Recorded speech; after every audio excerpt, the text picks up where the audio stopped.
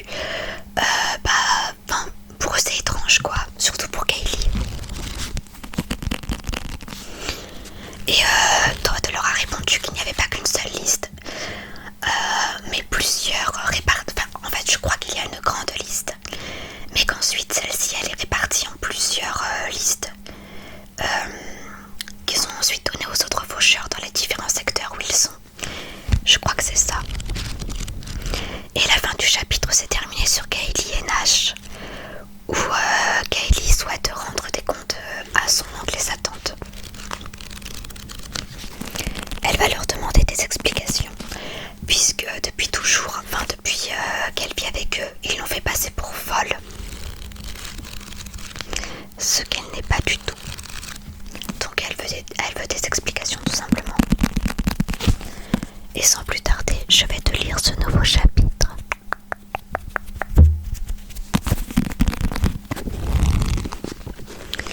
Alors, il faut juste que je le trouve. Ah, non.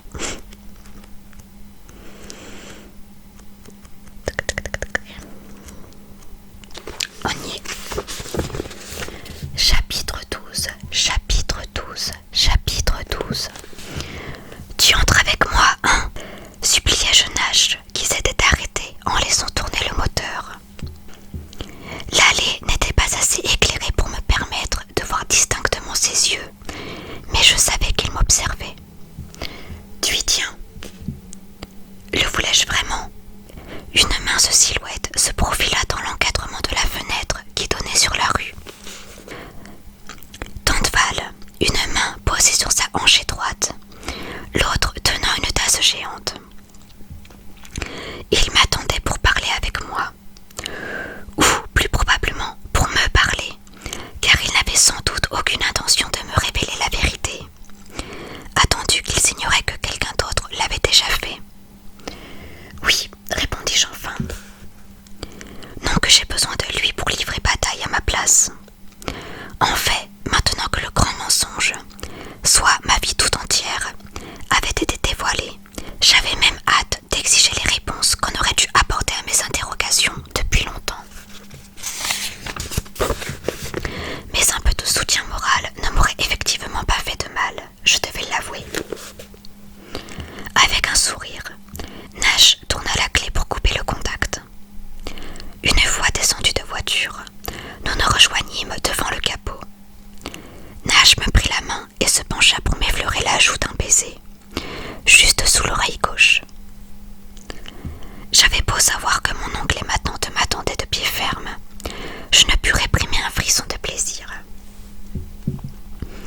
Je n'étais pas folle, je le savais maintenant, et je n'étais pas seule. Nash aussi en était convaincu. N'empêche, au moment où j'ouvris la moustiquaire puis la porte, je sentis une sourde appréhension me creuser les entrailles, comme l'une de ces fourchettes dentées que l'on trouve attachées sur les boîtes de salade cuisinées. Je pénétrai dans le vestibule carrelé, Nash sur mes talons. Ma tante se tenait au milieu du séjour. Sur son visage, un fragile masque de reproche dissimulait mal un autre sentiment, plus fort et plus impérieux.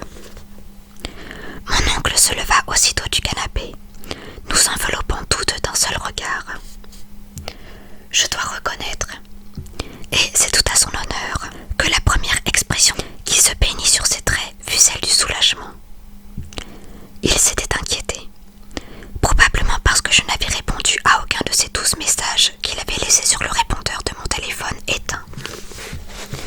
Mais son soulagement fut de courte durée. Maintenant qu'il me savait saine et sauve, il était prêt à me tuer de ses propres mains. Le regard chargé de colère d'oncle Brandon s'attarda sur moi un moment, avant de se reporter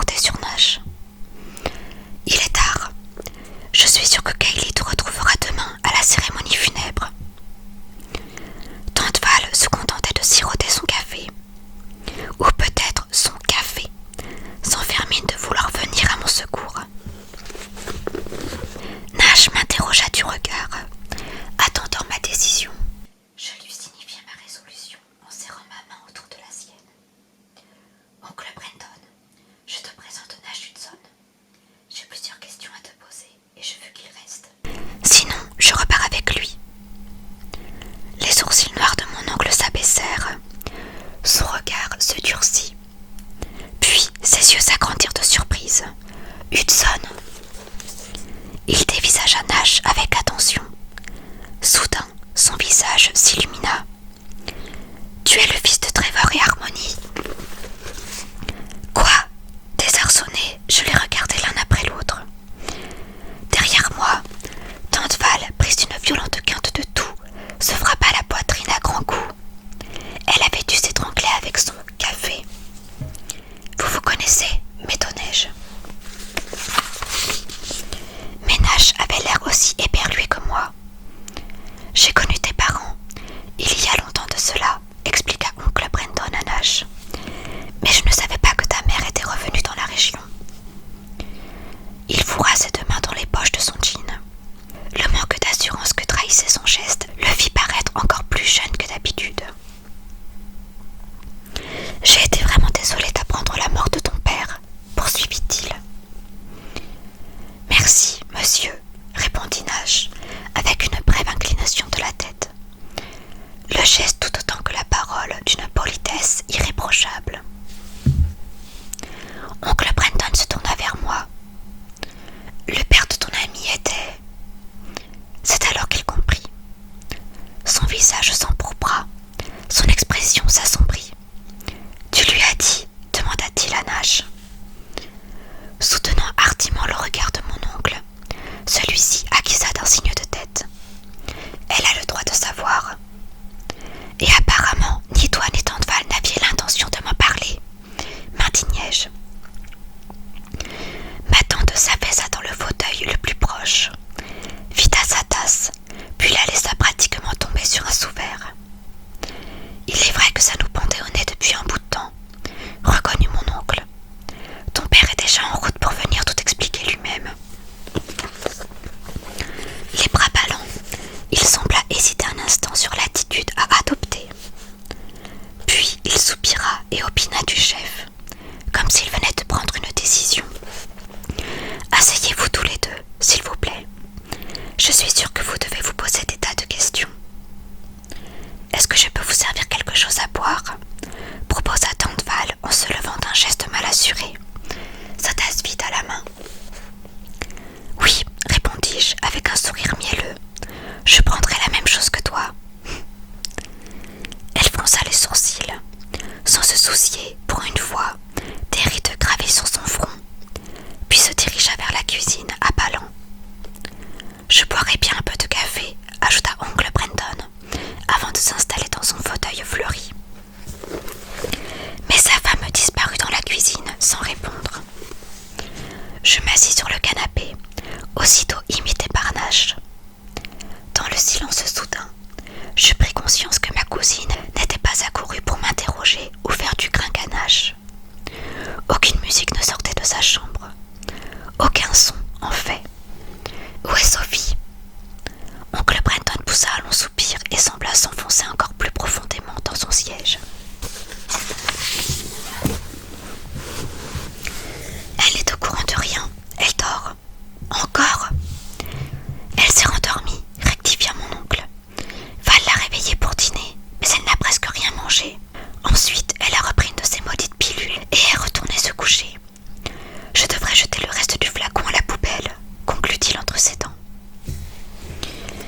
Mais Nash et moi avions entendu ces dernières paroles, et je ne pouvais qu'être entièrement d'accord avec mon oncle à ce sujet, même si, pour l'heure, je ne l'approuvais pas en ce qui concernait tout le reste. Nourrissant mon courage de la colère qui couvait en moi, je braquai sur mon oncle mon regard le plus bravache.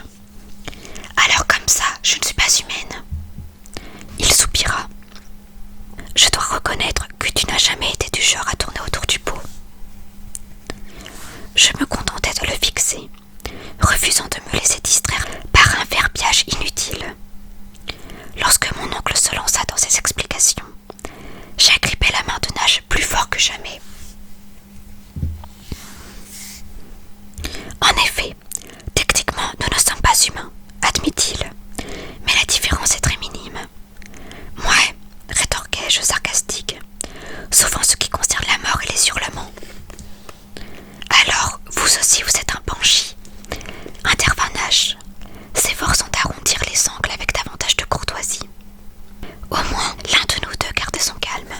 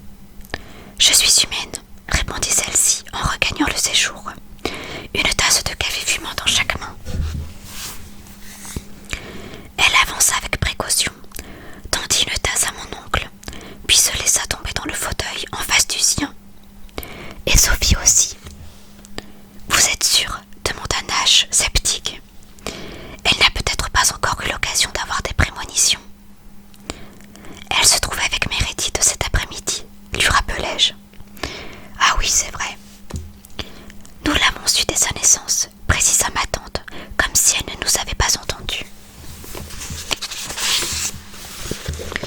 Comment voulus-je savoir? Avec lenteur, elle croisa soigneusement les jambes, porta sa tasse à ses lèvres. Elle a poussé un cri, dit-elle avant d'avaler une gorgée de café, le regard pas tout à fait fixé sur le mur au-dessus de ma tête. Les banshee ne crient pas à la naissance. Sérieux? D'un regard, je demandai confirmation à Nash, mais il se borna à hausser les épaules, apparemment aussi étonné que moi. Oncle Brandon observait sa femme avec une inquiétude croissante. Elles peuvent avoir des larmes, précisa-t-il, mais une véritable banshee ne crie jamais pour de bon jusqu'à ce qu'elle chante pour sa première âme. Non, ce n'est pas possible. J'avais beaucoup pleuré quand j'étais enfant, non, et sûrement à l'enterrement de ma mère. Certes, il est vrai que je ne me rappelais pas grand-chose de cette époque, mais j'étais certaine que j'avais hurlé comme un putois le jour où mon vélo avait dérapé sur le trottoir et que je m'étais affalée dans un rosier quand j'avais 8 ans. Et aussi, à 11 ans, quand je m'étais déchiré le lobe de l'oreille avec une créole en me brossant les cheveux. Et encore le jour où j'avais été plaquée pour la première fois, à l'âge de 14 ans. Depuis combien de temps faisais-je des prédictions macabres, sans même en avoir conscience? Avais-je eu des accès de tristesse inconsolables lorsque j'allais à la maternelle? Ou bien ma jeunesse m'avait-elle en grande partie tenue à l'égard de la mort? Depuis combien de temps me traitait-il comme si j'étais folle alliée, alors qu'il savait depuis le début ce qui n'allait pas chez moi? Mon dos se raidit. Je sentis mes joues s'enflammer de colère. Chaque réponse apportée par mon oncle ne faisait que soulever de nouvelles questions, à propos de choses que j'aurais dû savoir depuis longtemps. Pourquoi ne me l'avez-vous pas dit? Sifflai-je, les dents serrées, m'efforçant de maîtriser ma voix afin de ne pas réveiller Sophie.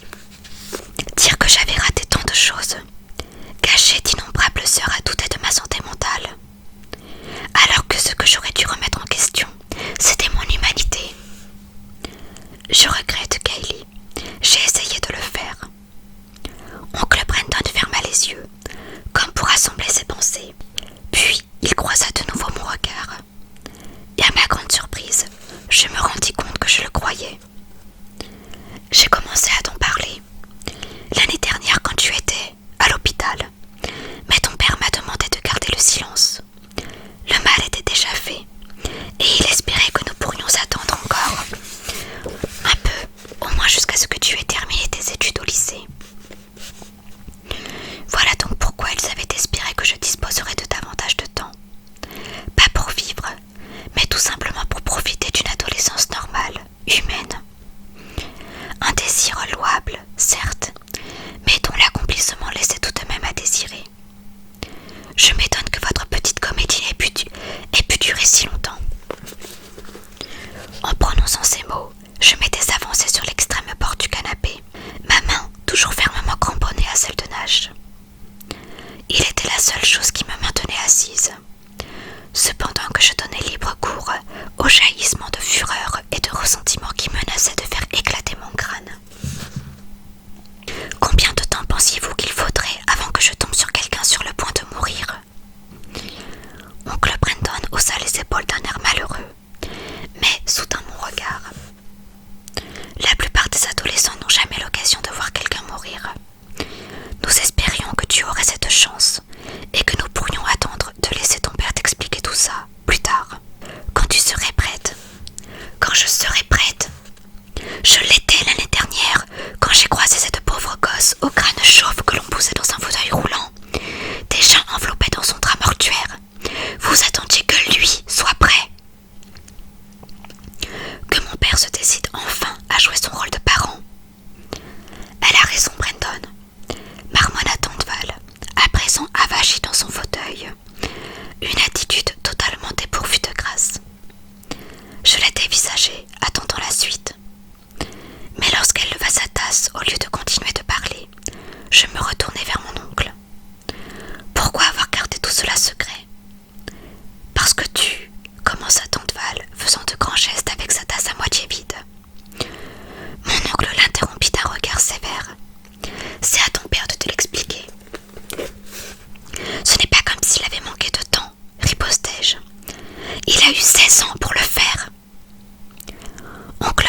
hocha la tête. Je lus du regret sur son visage. Je sais, dit-il, nous aussi. Et étant donné la manière dont tu as fini par tout comprendre, ajouta-t-il, en lançant un regard d'excuse à Nash. Je crois que nous avons eu tort d'attendre si longtemps. Mais ton père sera là demain matin. Et je ne veux pas marcher sur ses plates-bandes. Il te racontera toute l'histoire. Il y avait une histoire. Il ne s'agissait pas d'une simple explication, mais d'une véritable histoire. Il vient pour de bon. Je le croirai quand je le verrai. Pourtant, à cette pensée, ma poitrine se serra, traversée par une secousse d'adrénaline. Mon père détenait des réponses que personne d'autre ne semblait disposé à me fournir. Mais j'aurais dû savoir qu'il fallait une catastrophe majeure pour lui faire retraverser l'Atlantique. Il ne venait pas me voir. Il venait limiter les dégâts avant que ma tante ne l'appelle en PCB. Oncle Brandon plissa le front devant mon scepticisme flagrant. Il le voyait sans doute tournoyer dans mes yeux. Nous l'avons appelé cet après-midi. Je l'ai appelé, corrigea tante Val. Je lui ai dit de se bouger les fesses et de sauter dans un avion. Ou sinon Tu en as eu assez, coupa mon oncle. Il se leva sans que personne n'ait eu le temps de dire ouf. Et une seconde plus tard, il avait confisqué la tasse de sa femme. Tante Val s'affaissa dans le fauteuil, les yeux ronds de surprise léthargique, les doigts toujours pliés, comme si elle tenait encore l'anse de sa tasse. « Je vais te chercher du café, continua-t-il. Il s'arrêta entre le séjour et la salle à manger, serrant la tasse si fort que les jointures de ses doigts blanchirent. « Je suis désolé, dit-il à Nash. Ma femme prend tout cela très mal. Elle s'inquiète pour les filles et, de plus, elle est très amie avec la mère de Meredith Cole. Admettons, mais Madame Cole et Tante Val faisaient de la gym ensemble. Elle n'était pas sûre siamoise, que je sache. Et je n'avais pratiquement jamais vu ma tante boire plus d'un verre de vin à la fois. Elle affirmait que l'alcool contenait trop de calories. » Nash acquiesça de la tête. Ma mère aussi serait bouleversée à sa place. Peut-être, mais je parie qu'elle ne noierait pas son chagrin dans le cognac. Comment va ta mère, sans qui oncle Brandon? Mon père lui manque toujours, répondit Nash, les yeux rivés sur nos mains entrelacées, visiblement gêné de parler de sa propre famille. L'expression de mon oncle se radoucit. Bien sûr, c'est normal. Et, laissant tomber la conversation, il s'éclipsa dans la cuisine. Pendant un moment, je contemplais le tapis en silence, pas trop certaine de ce qu'il fallait dire. Nous observions une pause dans ce qui était sans doute la discussion la plus embarrassante de ma vie, et je n'étais pas vraiment pressée de la relancer. Mais, à l'évidence, tante Val y tenait. Elle n'aurait pas aimé ça, grommela-t-elle, le regard vissé sur le sol devant elle, les bras ballants le long des accoudoirs. Je ne l'avais jamais vue si végétative, si ramollie. Ma mère, vous voulez dire, hasarda Nash, désarçonné. Mais je savais à qui elle faisait allusion. Elle parlait de ma mère. Qu'est-ce qu'elle n'aurait pas aimé? Demandai-je, curieuse, malgré la colère persistante qui m'étreignait. Personne ne semblait jamais vouloir parler de ma mère devant moi. Si ça s'était passé autrement, elle t'aurait dit toute la vérité. Mais Hayden était incapable d'y faire face. Il n'a jamais été aussi fort qu'elle. Les yeux de tante Val se posèrent sur moi, et je fus surprise par la soudaine clarté de son regard, par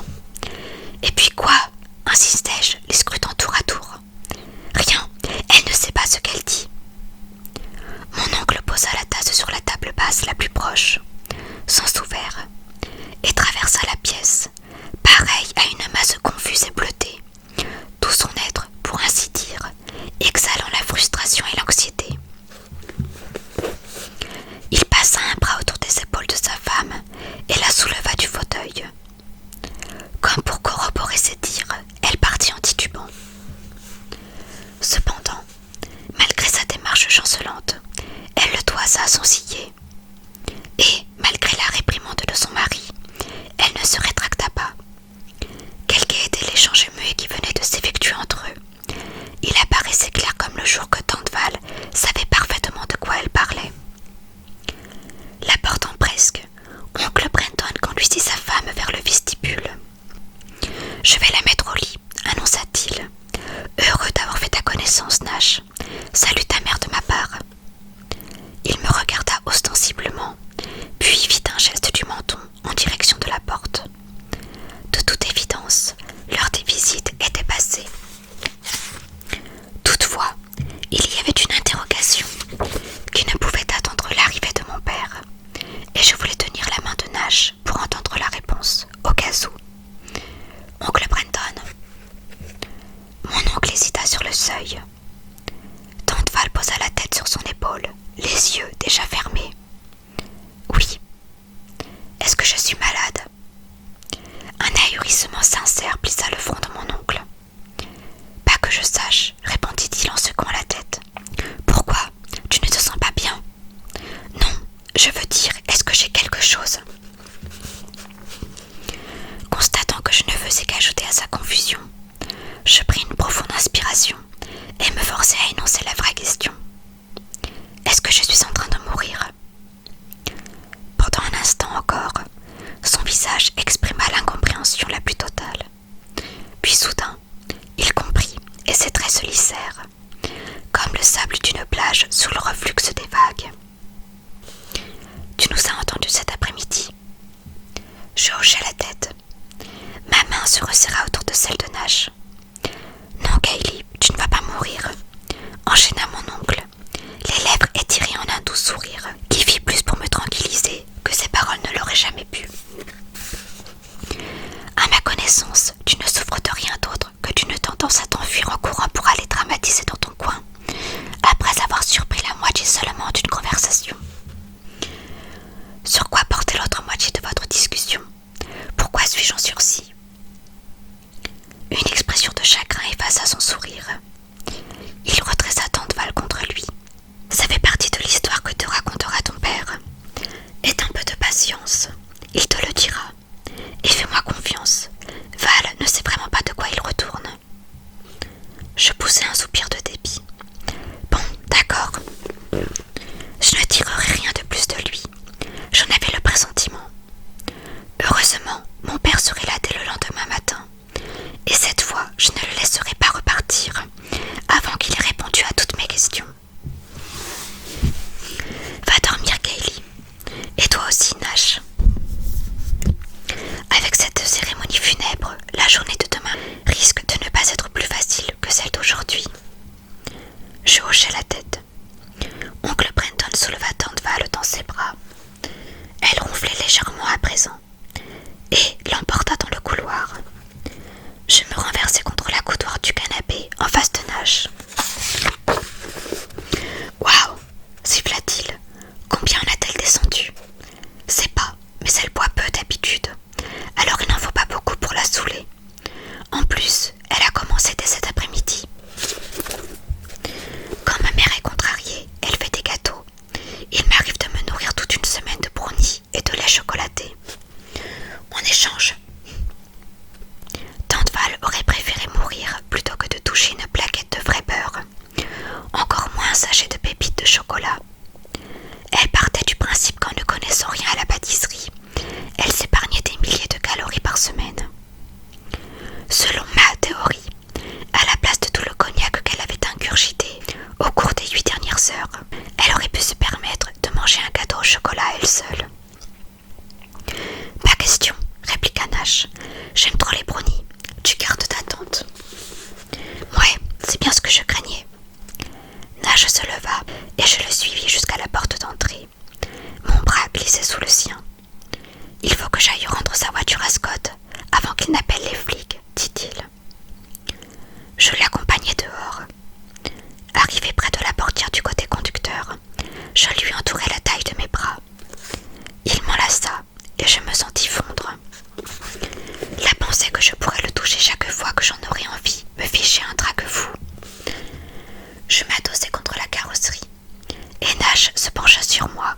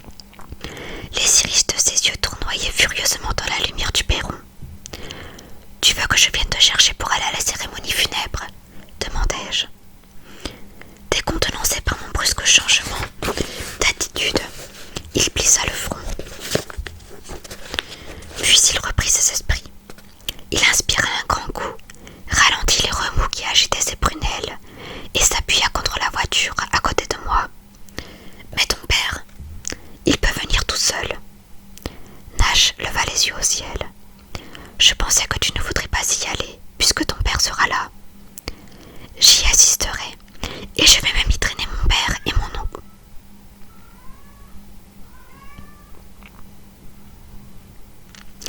Et je vais même y traîner mon père et mon oncle. Il haussa les sourcils, glissa un bras autour de ma taille. Pourquoi? Parce que si un faucheur franc-tireur cherche à s'attaquer à des adolescentes, j'imagine qu'il y réfléchira 2 fois avant d'affronter une salle pleine de gens comme nous. Et plus il y aura de banshee présents, plus nous aurons de chances que l'un de nous le repère, pas vrai? En théorie, répondit Nash, dont la mine sombre me fit pressentir qu'un mais allait suivre.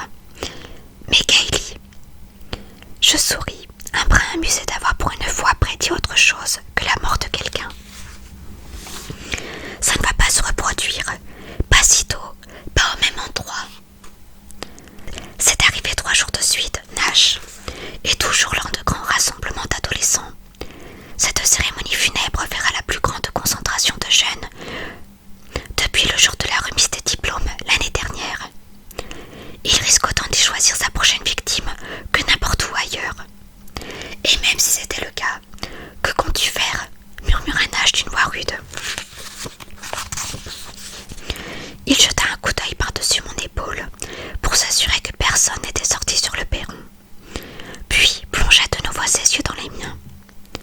Je pris alors conscience que derrière sa brusque colère se cachait une crainte véritable. Je savais que j'aurais dû avoir peur moi aussi, et pour parler franchement, j'étais terrifiée.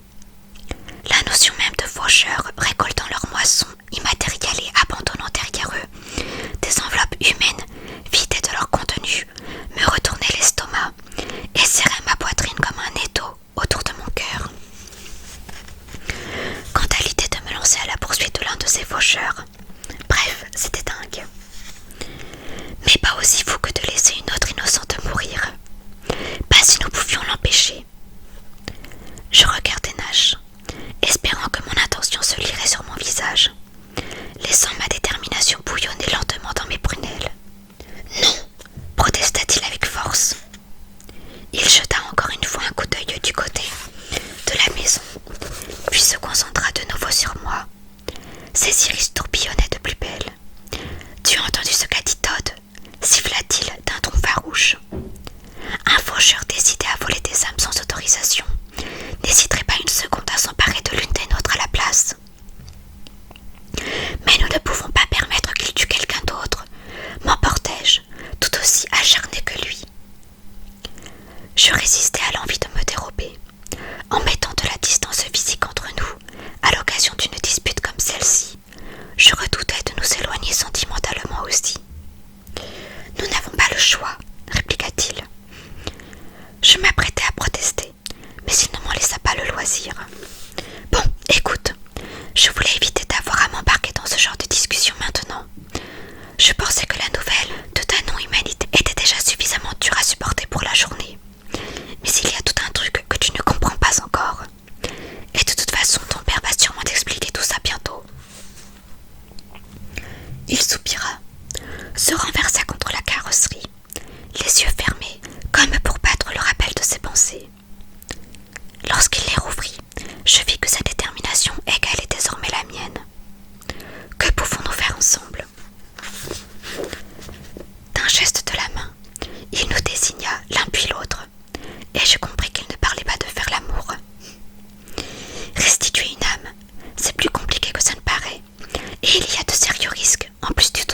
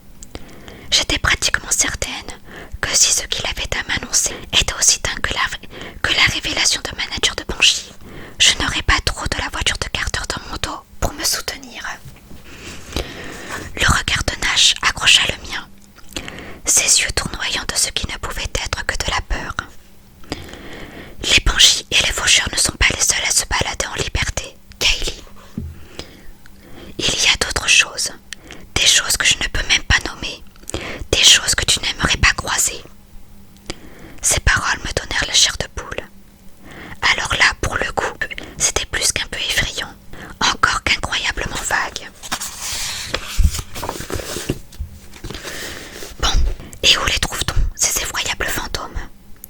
La plupart demeurent dans le royaume des ténèbres. Et où est-ce? Insistai-je. Je croisai les bras sur ma poitrine. Mon coude heurta le rétroviseur de Carter. Parce que tout ça me fait plutôt penser au manège de Peter Pan à Disneyland, raillai-je. Hélas, ma tentative de sarcasme n'était qu'une bien pauvre défense contre les doigts glacés de l'appréhension qui s'insinuait en moi. Il aurait sans doute été plus facile de dédaigner ce prétendu autre monde, de faire semblant qu'il ne s'agissait que d'une histoire de film d'horreur, si je n'avais découvert tout récemment que je n'étais pas humaine. Ce n'est pas drôle, Kaylee. Le monde des ténèbres existe. Il est là, avec nous, mais pas vraiment ici. Il est ancré à notre monde, mais plus profondément que les humains ne peuvent le percevoir, si tu comprends ce que je veux dire. Pas beaucoup, répondis-je, d'une petite voix que la soudaine absence de scepticisme avait vidée de son timbre. Comment sait-on que ce monde des ténèbres et ces ténébreux existent, puisqu'on ne les voit pas? Nous pouvons les voir, nous ne sommes pas humains. Comme si j'avais besoin qu'on me le rappelle. Nash fronça les sourcils et ajouta: mais seulement quand tu chantes pour l'âme de quelqu'un. Et c'est aussi le seul moment où ils peuvent te voir. Et tout à coup, je me souvins. L'ombre noire que j'avais vue déguerpir dans la ruelle pendant que je poussais ma complainte funèbre pour Heidi Anderson. Le mouvement que j'avais détecté en bordure de mon champ de vision, au moment où l'âme de Meredith menaçait de s'échapper, j'avais vu quelque chose, sans même avoir vraiment cédé à l'envie de hurler. C'était la raison pour laquelle oncle Brandon m'avait dit de me retenir. Il craignait que je voie trop de choses, et que peut-être aussi ces choses me voient. Et c'est la fin de ce chapitre. Donc un chapitre où la fin annonce quand même pas mal de rebondissements pour la suite. Puisque évidemment, j'imagine que tu t'en doutes, mais Kaylee va voir ces ténèbres.